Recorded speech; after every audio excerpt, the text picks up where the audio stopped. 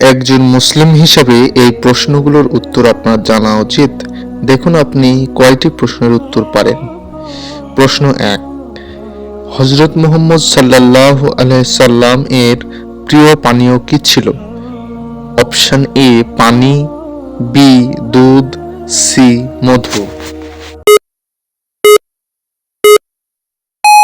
সঠিক উত্তরটি হবে অপশন বি দুধ। প্রশ্ন 2, হাশরের মাঠে মানুষ কত বছর দাঁড়িয়ে থাকবে? এ 10,000 বছর, বি 50,000 বছর, সি 70,000 বছর।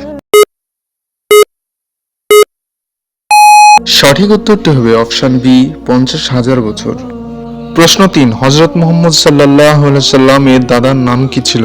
এ Abdul Muttalib, B Abu Talib, C Abdullah. সঠিক উত্তরটি হবে অপশন এ আব্দুল মুত্তালিব।